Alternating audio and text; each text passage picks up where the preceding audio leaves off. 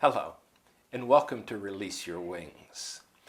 This discussion is with Shireen Chada, who we all know and care for greatly, about her book, which we've discussed in another segment, and if you're pulling it off the internet, it may be the one listed right above.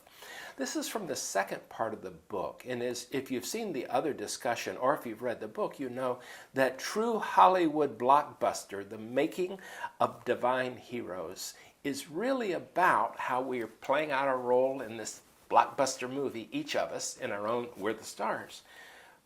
But in the last part of the book, it's really about the hero's journey through a number of different movies and how these play out in the spiritual journey, the hero's journey towards spiritual light. So, which of the blockbuster movies, you call it Hollywood blockbusters, you didn't say Bollywood, though that could be. I was just in Mumbai. I was just in Mumbai too. Yeah. I haven't seen too many Bollywood movies recently, so I don't know. Well, the difference in this is the ones you've mentioned, Avatar, The Matrix, Wizard of Oz, etc., they don't all dance at the end. So Right. that's different. So let's Right. talk about some of these, because they really give a nice metaphor to talk about the hero's journey. So which one would you like? I'm kind of, I like The Matrix, because that's one of my favorite Yes, movies. actually, Matrix is my all-time favorite movie. Cool. The first one, of course.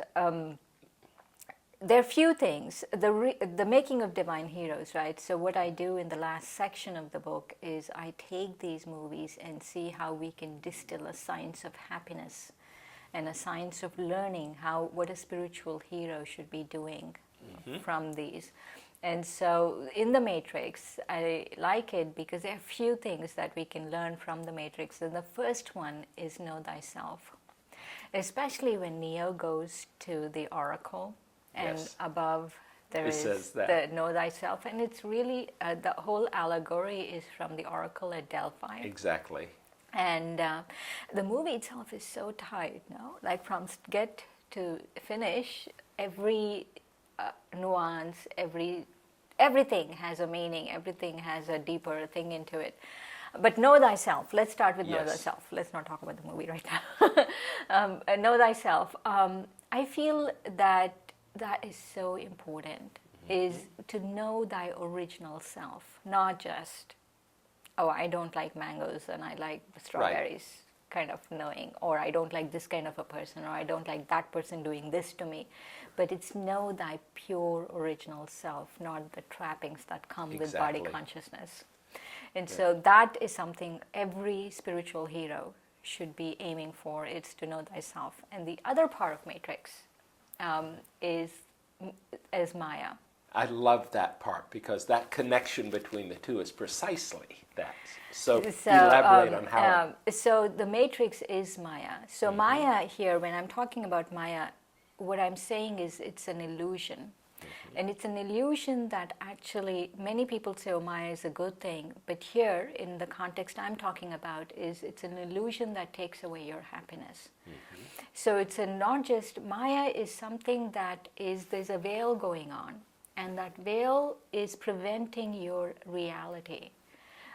Preventing you seeing reality the way it is. And the veil could be of the vices like lust, anger, greed, ego. And each of us has this veil so ingrained that it's really hard to take out. And I see in that movie Matrix, right, finally he is able to conquer the Matrix only when he sees through the Matrix. Right. And I feel that that's what Maya is, that if I'm able to conquer it, I'm able to see through Maya, then I'm able to conquer it and really release. You know, the whole idea of Matrix is he releases a lot of people from the bondage of Matrix. And that's what this Maya is shackling us to. Its things sometimes we think, oh, it's necessary, it's important, like people say, oh, anger is necessary or whatever. And so it's shackling us. Or we think, oh, my little cage is better than your little cage. So it's shackling us. But when we see through that, then we are able to really conquer Maya. Which also would say that to see through it is to lose our attachment to the story, to the Maya. Yes, Yes. Because it's not just Yes. that we identify with it, it's we clutch it as if I don't have this promotion, if I don't have this car, whatever, what does that say about me? Which Yes, is yes. total illusion. Right, right. So, well, within that, now he goes through a number of things. In a funny way, he is a reluctant hero, as happens in any number. Yeah, all actually, many of yeah. the major stories, even I outline Arjuna's story, and he's Yes. the quintessential reluctant hero. Yeah. So here's my question, and I think you really, I know your answer to it. People watching this are probably in that point of, am I the one? Are reluctant heroes. You right there, I see you.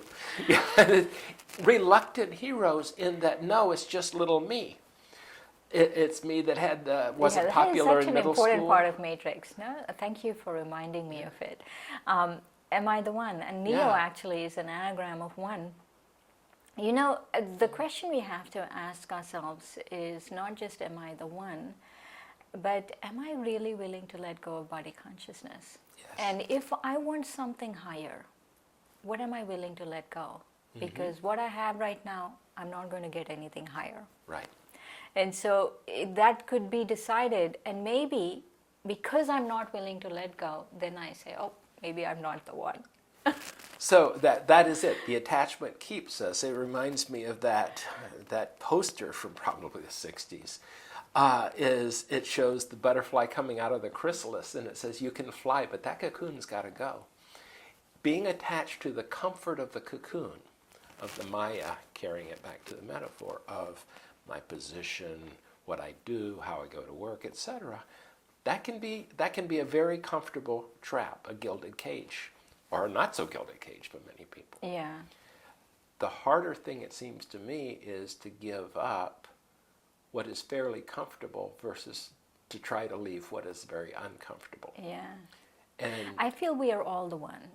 I think so too. We are Actually, all the your one. book really comes back and Yeah, trying to suggest that. and we are not just because you were saying about comfortable, right? We are all comfortable. We are all. Everything is good. Everything is fine so far. That shows just how centered you are. So no, what I'm thinking is maybe a year from now it might not be fine, but so far everything is fine. But we have to understand that we are made for something greater than everything is fine. I'm comfortable. Absolutely. And that particular part of taking on the challenges, getting off the couch, away from the television set, those are the things that make the journey more heroic. Yes. There's nothing new in our comfort zones. Exactly. And exactly. that's part of that's why it's a journey from where the hero is now to where the hero will be as she. Because some of the other ones you liked had female heroes in them. You sound so incredulous. No. In fact, Frozen you have a particular affinity for, and I like that. There's a little gender consciousness here. This is the real hero of Frozen. Well, tell about it. This is she. She comes into her own without a Prince Charming. Exactly. No, I love that thing about Frozen. I was surprised by the ending. By the way, Shireen saw it with her two nieces? Nephews. So you were being a good sport. I've still seen it with my niece who's seen it 1,000 times. So when the date came out, we went to see it, right? And so one of the things is interesting is because I wasn't expecting that ending. I wasn't especially expecting that ending from Disney. Yes. And so to see as sisterly love, as pure love, was very, very nice. And also to see that, yes, she has helpers and she has all of those things, but how in her desperation to want Prince Charming, she makes all the wrong choices, and how she really realizes that at the end. And so sometimes I feel in our culture, we put too much store in a Prince Charming coming and, some significant other and a better half.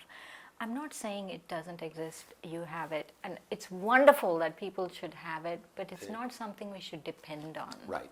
Because it is a myth that is going to really, if you're too desperate, right, then it really deceives us. Yeah, It gets in the deceives way. us.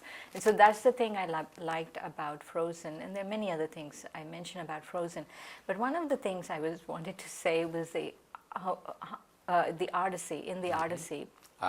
One more of the myths that she goes through. Yeah, and the Odyssey, just one part of the Odyssey, because I talk about the Odyssey extensively, is where Odysseus is going through the sirens, the passage of the sirens, and he's singing. Sirens are singing, right?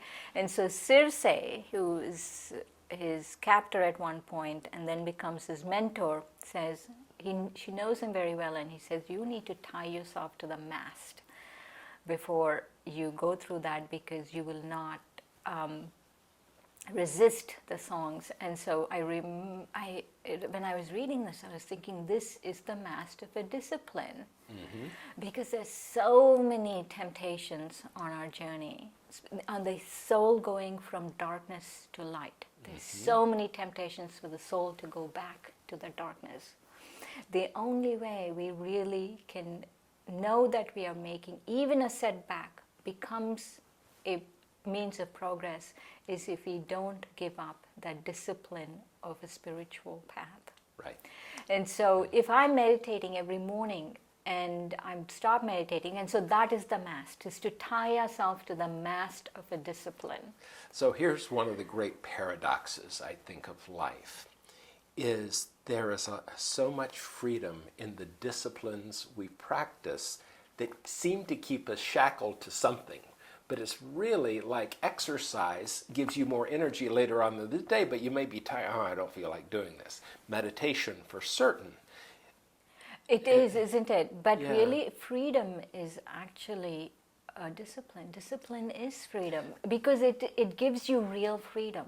In creativity, I've done a lot of work, that was my dissertation, creative behavior, and creativity is structured freedom. Freedom within the discipline to keep focus, as opposed to license, which can go every direction. So what I hear you saying is keeping the right direction.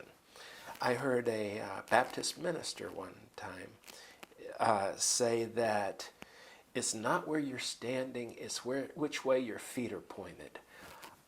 I have thought about that so much, that just make sure you're aimed in the right direction, because you may stop for a while. You may say, this is too far for me to travel. Just get your feet pointed in the right direction. And that's where, I mean, the BK certainly, your meditation centers and the like, but that's what 12-step programs are. Yes, it's very important. Discipline is, I cannot stress the importance. That's why I wanted to talk about the Odysseus journey through the Siren's passage, a Siren's passage. And the other thing I want to talk about is, I don't know how much time we have. About a minute, 2 minutes. Is the Avatar. Yes. Avatar is the highest grossing Hollywood blockbuster of all time. And that too, after it came out, I saw the movie after 2-3 years after it came out. I didn't see it immediately because I just don't watch that many movies. It's hard to tell by the book, but I really don't watch that many movies. And when I was watching Avatar, I realized so many things. But I especially realized one thing is how important it is to bring a beginner's mind to the journey of the soul from darkness to ignorance. Because darkness will do anything in its power to keep the soul there, and how we have to keep going. But the word avatar, when I was researching, I figured out what avatar actually means. And so avatar, people say that usually it's translated as an incarnation. But avatar actually means, ava means descent and tara means crossing. So someone is descending or crossing over from a spiritual plane to this plane. And the reason they do that is so that they can create a oasis or a tirtha, it's called a pilgrimage place, where people can cross over or ascend to a spiritual plane. And so I feel that is one of the biggest act of giving that we can give to people, is create these spaces, these environments, even if it's something around us, is that people can cross over. Because now there's so many, it's like a desert everywhere. spiritual deserts everywhere. And so when we create these oases, the spiritual oases, then they cross over. And so that part of a meditation practice, right? It's not just for me, but it is to help other people ascend. Which, by the way, something that comes out in the book, is that through giving you really receive greatly. And by being the avatar, creating the space for someone else to benefit, you are helping yourself be that better person that you aspire to be. That's, to me, the beauty of that is by walking the walk, you get to walk with them. You get to be part of that, which I think is an important part of the understanding that we're all in this together. And we're all stars of our individual blockbusters. Yes, yes, that's the most important thing. I am a star. So and so it's better to be a hero. Right, than one of the bad ones. Yes, yes. Exactly. Or better to do something than just be one of those people who just sat on a couch and watched TV. So the final thought I have on this is maybe it's better that we get active and get off the couch and get on with the journey. And that's the encouragement you have in this, to be in our own blockbuster. Thank you so much, Shireen. Thank you, Dan. And thank you for joining us. Goodbye.